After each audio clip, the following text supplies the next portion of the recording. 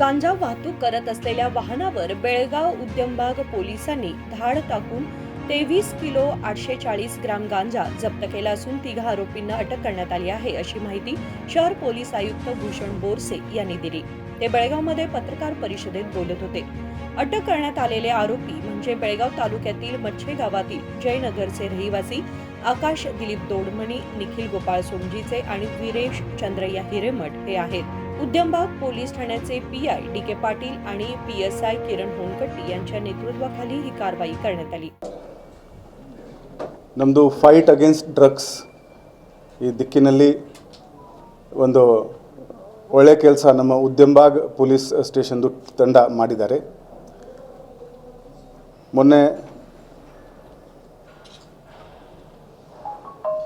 AKP factory ಹತ್ತಿರ ಒಂದು ದಾಳಿ ಮಾಡಿದಾಗ ಇವರು 3 ಆರೋಪಿಯನ್ನು ದಸ್ತಗಿರಿ ಮಾಡಿದ್ದಾರೆ। ಅವರ ಹೆಸರು ಇದೆ ಆಕಾಶ್ ದಿಲೀಪ್ ದೊಡ್ಮಣಿ, ನಿಖಿಲ್ ಗೋಪಾಲ್ ಸೋಮಜಿಚಿ ಮತ್ತು ವೀರೇಶ್ ಚಂದ್ರಯ್ಯ ಹಿರೇಮಠ್। ಈ 3 ಜಯನಗರ್ ಮಚ್ಚೆ ಗ್ರಾಮ ಇಲ್ಲಿದು ವಾಸಿದ್ದಾರೆ। ಇವರಿಂದ ನಮ್ಮ ಅಧಿಕಾರಿ ಮತ್ತು ಸಿಬ್ಬಂದಿಗಳಿಗೆ 23.8 kg ಗಾಂಜಾ, ಅಂದಾಜು ಕಿಮ್ಮತ್ತು 6,90,000, ಒಂದು Hyundai Verna car, 2 mobile phone ಮತ್ತು ಸ್ವಲ್ಪ ಕ್ಯಾಶ್ ಇಷ್ಟು ಅವರಿಂದ ಜಪ್ತಿ ಮಾಡಲಾಗಿದೆ। ಈ ಕೆಲಸವನ್ನು ನಮ್ಮ ಉದ್ಯಮಬಾಗ್ ಇನ್ಸ್ಪೆಕ್ಟರ್ ಶ್ರೀ ಡಿ.ಕೆ. ಪಾಟೀಲ್, ನಮ್ಮ ಪಿ.ಎಸ್.ಐ. ಕಿರಣ್ ಸಿ ಹೊನ್ಕಟ್ಟಿ ಹಾಗೂ ಅವರ ಸಿಬ್ಬಂದಿ ಆರ್.ಎಸ್. ಪೂಜಾರಿ, ಟಿ.ಬಿ. ಕುಂಚನೂರ್, ಹನುಮಂತ ವಿಭೂತಿ, ಆನಂದ್ ಖೋತ್, ಮಹೇಶ್ ಒಡೆಯರ್ ಹಾಗೂ ತಾಂತ್ರಿಕ ಶಾಖೆ ಸಿಬ್ಬಂದಿ ರಮೇಶ್ ಅಕ್ಕಿ ಮತ್ತು ಮಹಾದೇವ್ ಕಾಶಿದ್ ಎಲ್ಲರೂ ಸೇರಿ ಈ ಕಾರ್ಯವನ್ನು ಮಾಡಿದ್ದಾರೆ। ಇದರಲ್ಲಿ ಇನ್ನೂ ಕೆಲವು ಆರೋಪಿ ಫರಾರಾಗಿದ್ದಾರೆ, ಅವರಿಗೆ ಹುಡುಕುವುದು ಕೆಲಸ ಇನ್ನು ನಡೀತಾ ಇದೆ। ಬೇಗನೆ ಅವರಿಗೆ ಕೂಡ ನಾವು ದಸ್ತಗಿರಿ ಮಾಡ್ತೀವಿ। ಇತ್ತೀಚಿನ ವರ್ಷಗಳಲ್ಲಿ ಇಷ್ಟು ದೊಡ್ಡ ಪ್ರಮಾಣದಲ್ಲಿ ಗಾಂಜಾ ನಮಗೆ ಸಿಕ್ಕಿರಲಿಲ್ಲ। 2023ರಲ್ಲಿ ಪೂರ್ತಿ ವರ್ಷದಲ್ಲಿ 11 kg ಗಾಂಜಾ ಸೀಸ್ ಆಗಿತ್ತು। 2024ರಲ್ಲಿ ಪೂರ್ತಿ ವರ್ಷದಲ್ಲಿ 12 kg ಗಾಂಜಾ ಸೀಸ್ ಮಾಡಲಾಗಿತ್ತು। ಇದು ಒಂದೇ ಕೇಸ್ನಲ್ಲಿ ನಮಗೆ 23.8 kg ಗಾಂಜಾ ಇದು ಸಿಕ್ಕಿದೆ ಮತ್ತು ಇದರಿಂದ ಸಾಕಷ್ಟು ಡ್ರಗ್ಸ್ದು ನೆಟ್ವರ್ಕ್ ಹೇಗೆ ನಡೀತಾ ಇದೆ ಆ ಇನ್ವೆಸ್ಟಿಗೇಷನ್ಗೆ ಕೂಡ ನಮಗೆ ಈ ಆರೋಪಿಗಳಿಂದ ಹೆಚ್ಚಿನ ಮಾಹಿತಿ ಸಿಗುತ್ತೆ। ಸೊ ಬರುವ ದಿನಗಳಲ್ಲಿ ಡ್ರಗ್ ಮೇಲೆ ನಮ್ಮದು ಏನು ಯುದ್ಧ ನಡೀತಾ ಇದೆ ಅದು ನಾವು ಇನ್ನೂ ಕಂಟಿನ್ಯೂ ಮಾಡ್ತೀವಿ। ಬರುವ ದಿನಗಳಲ್ಲಿ ನಮ್ಮ ಬೆಳಗಾವನ್ನು ನಶೆ ಮುಕ್ತ ಮಾಡೋಣ, ಈ ದಿಕ್ಕಿನಲ್ಲಿ ನಮ್ಮದು ಪ್ರಯತ್ನ ಇನ್ನೂ ಜಾರಿ ಇದೆ। ಒಳ್ಳೆ ಕೆಲಸ ನಮ್ಮ ಸಿಬ್ಬಂದಿಗಳು ಮಾಡಿದ್ದಾರೆ। ಇನ್ನು ಮುಂದೆ ಕೂಡ ನಾವು ಇದೇ ಥರ ಕೇಸಸ್ ಹಾಕ್ತಾ ಇರ್ತೀವಿ। ಧನ್ಯವಾದಗಳು।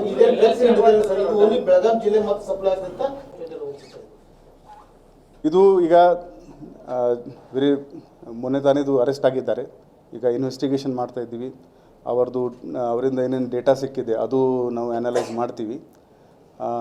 ಬಟ್ ಬೆಳಗಾವಿ ನಗರಕ್ಕೆ ಇವರೇ ಸಪ್ಲೈ ಮಾಡ್ತಾಯಿದ್ರು ಅಂತ ಇನ್ನುವರೆಗೆ ಆಗಿದ್ದ ಇನ್ವೆಸ್ಟಿಗೇಷನಲ್ಲಿ ಗೊತ್ತಾಗಿದೆ।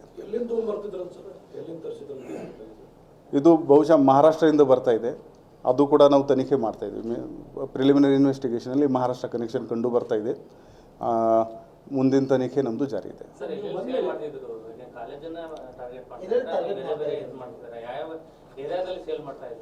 ಅದು ಎಲ್ಲ ನಾವೀಗ ಟೆಕ್ನಿಕಲ್ ಅನಾಲಿಸಿಸ್ ಮಾಡ್ತಾ ಇದ್ದೀವಿ। ಇವರು ಮತ್ತೆ ಏಜೆಂಟ್ ಯಾರು ಇದ್ದಾರೆ, ಅವರು ಯಾರಿಗೆ ಸಪ್ಲೈ ಮಾಡ್ತಾಯಿದ್ರು। ಅಫ್ಕೋರ್ಸ್ ಇದು ಕಾಲೇಜ್ ವಗೇರಾ ಇವ್ರದ್ದು ಪ್ರೈಮ್ ಟಾರ್ಗೆಟ್ ಇರುತ್ತೆ, ಕಾಲೇಜ್ ಮಕ್ಕಳು ಆ್ಯಂಡ್ ಆಲ್। ಅದು ಎಲ್ಲ ಈಗ ಇವರದು ಇನ್ವೆಸ್ಟಿಗೇಷನ್ ಮಾಡಿದ ಮೇಲೆ ಈ ಎಲ್ಲ ಮಾಹಿತಿ ಹೊರಗಡೆ ಬರುತ್ತೆ।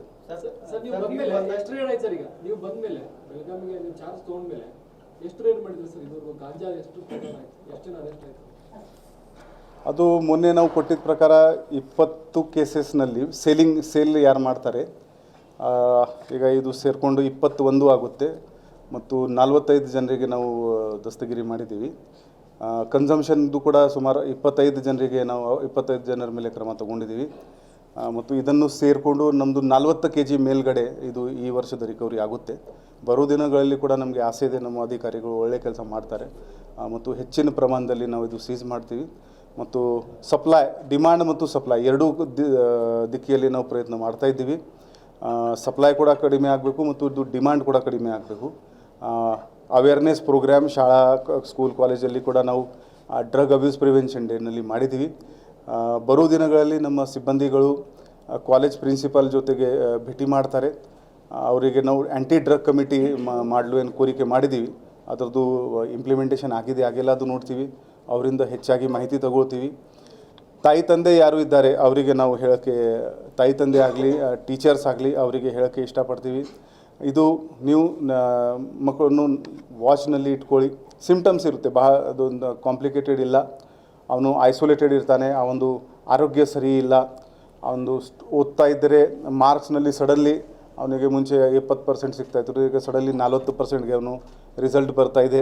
ಒಂಟಿಯಾಗಿ ಇರ್ತಾನೆ, ಯಾರ ಜೊತೆಗೆ ಮಾತಾಡಲ್ಲ, ಯಾವಾಗಲೂ ದುಡ್ಡು ಕೇಳ್ತಾ ಇದ್ದಾನೆ, ಅಥವಾ ಇಂಜೆಕ್ಷನಿಂದ ಡ್ರಗ್ಸ್ ತೊಗೊಳ್ತಾ ಇದ್ದರೆ ಅಲ್ಲಿ ಏನು ಗುರುತು ಇರುತ್ತೆ. ಸೊ ತಾಯಿ ತಂದೆ ಆಗಲಿ ಟೀಚರ್ಸ್ ಆಗಲಿ ನಿಮ್ಮದು ಕೂಡ ಇದರಲ್ಲಿ ಬಹಳ ದೊಡ್ಡದು ರೋಲ್ ಇದೆ.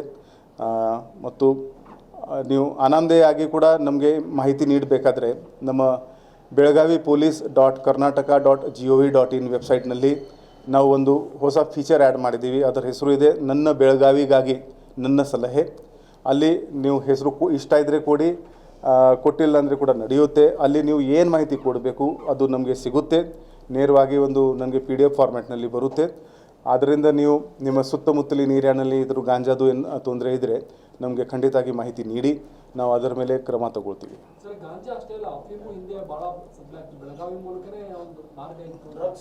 ಎಸ್, ಇದು ನಮ್ಮದು ಗೋವಾ ಸಮೀಪದಲ್ಲಿ ಇದೆ, ಮಹಾರಾಷ್ಟ್ರ ಸಮೀಪದಲ್ಲಿ ಇದೆ.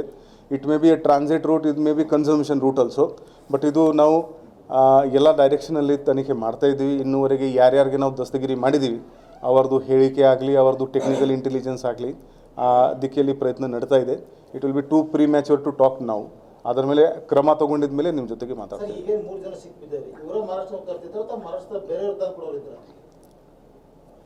That will let you know after the investigation. I do not want to reveal too much in front of camera. No.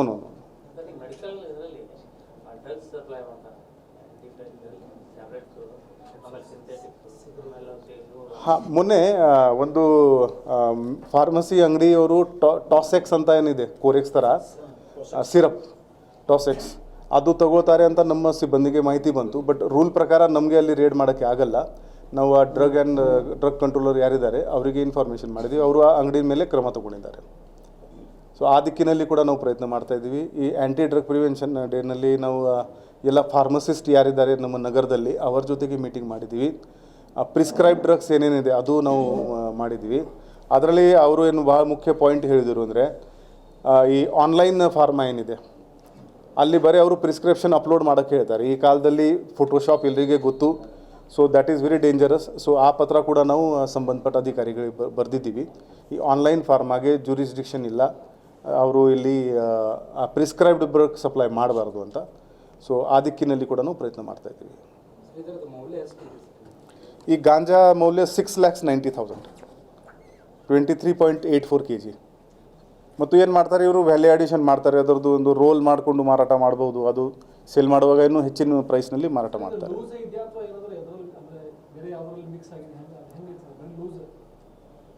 ಅದು ಈಗ ನಾವು ಫಾರೆನ್ಸಿಕ್ಸ್ ಇದು FSLಗೆ ಕೂಡ ಕಳಿಸ್ತೀವಿ ಇದು. ಬಟ್ ರೆಗ್ಯುಲರ್ಲಿ ಅದು ಹೇಗೆ ನಿಮ್ಮದು ಇದು ಪ್ಯಾಕ್ ಮಾಡಿರ್ತಾರೆ ಅದೇ ಥರ ಇದೆ. ಅದು ಈಗ ಇವರ ಇಂಟ್ರೋಗೇಷನಲ್ಲಿ ಬರುತ್ತೆ. ನಿನ್ನೆ ಬಂದಿದ್ದಾರೆ, ನಿನ್ನೆ ಒಂದು ದಾಳಿ ಆಗಿದೆ, ಅದು ಕಂಟಿನ್ಯೂಸ್ ಆಗಿ ನಾವು ಮಾಡ್ತಾ इर्तीवी.